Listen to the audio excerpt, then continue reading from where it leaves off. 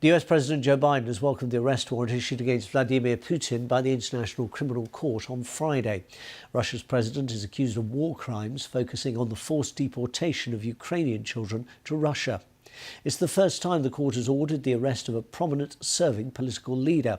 Ukraine's President Vladimir Zelensky has hailed the decision as historic. Moscow, though, dismissed the announcement as outrageous, saying it doesn't recognise the jurisdiction of the court. Here's the BBC's Helena Wilkinson. It is a war that he ordered, a war that brought death and devastation, a war that sent millions fleeing for their lives. But it's one that has now left President Putin accused of war crimes by an international court and even more isolated on the world stage.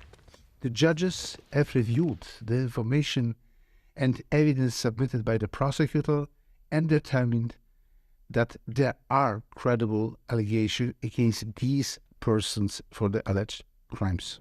The International Criminal Court, based in The Hague, alleges the Russian leader and another official are individually responsible for the war crime of unlawfully deporting children from Ukraine to Russia.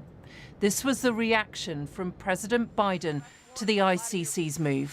Well, I think it's justified, but the question is, it's not recognized internationally by us either.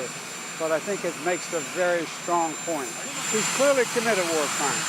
Thank you. In the chaos that followed the invasion, millions of people were displaced, and there have been reports of thousands of children being sent to so-called re-education camps in Russia, alleged crimes for which Ukraine's president has repeatedly demanded justice. This is a historic decision from which historical responsibility will begin. The head of the terrorist state and another Russian official have become suspects in a war crime. A Kremlin spokesman said the allegations were outrageous and unacceptable. The Foreign Ministry said the arrest warrant meant nothing legally. Russia is not a party to the Rome Statute of the International Criminal Court and bears no obligations under it. The man investigating the allegations against Mr. Putin denied the warrants were symbolic. There are reasonable grounds to believe that crimes within our court's jurisdiction have been committed. So those that feel that you can commit a crime in the daytime and sleep well at night should perhaps look at history. Vladimir Putin may never be arrested or appear in court, but it's not every day that a serving head of state is accused of war crimes. And it's a signal from the international community that they'll seek justice from what's been happening in Ukraine.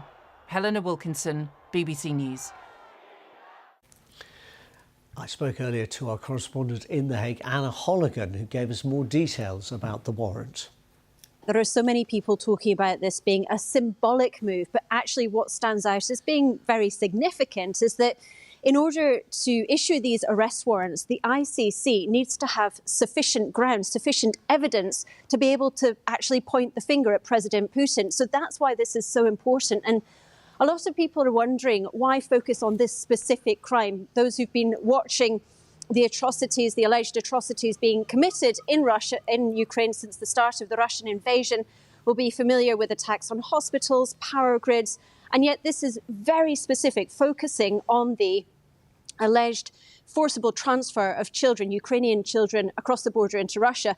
And one of the reasons, I spoke to Karim Khan, the prosecutor, last night, one of the reasons is because they believe they have enough evidence to bring this case to court. But of course, that's just the first part of this. And Ukraine has spoken about this issue in the past and estimated that 16,000 Ukrainian children have been taken across the border into Russia, adopted, some of them by Russian families. And when I was speaking to Karim Khan, he pointed out that Russia had recently signed a decree which made it easier for Russian families to adopt Ukrainian children.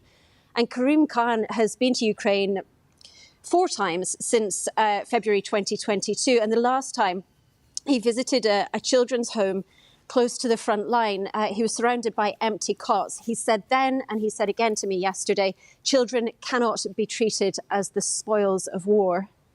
It's a very powerful indictment in that sense, isn't it? But in terms of practicalities of this, Anna, could it actually be a bit of a spanner in the works of any prospect of a negotiation to bring the war to an end? Possibly, although the ICC would always say that it is driven by evidence rather than any kind of political motivations. But this is a geopolitical context that we're looking at all this from within. And the other issue is, of course, Russia is not a member of the ICC. As you said, they have described this arrest warrant as outrageous. In fact, the spokesman Dmitry Peskov compared it to toilet paper. And yet, 123 countries are members of the ICC. They are now duty-bound. They're obliged to arrest President Putin if he steps foot on their territory. So it could make travel very difficult if he decided, for example, he wanted to go to Cyprus or Serbia. The other thing to bear in mind is, in a few days' time, he will be meeting Chinese President Xi Jinping. That could feel very awkward because he will now be standing shoulder to shoulder with a suspected war criminal. Anna Holligan reporting from The Hague.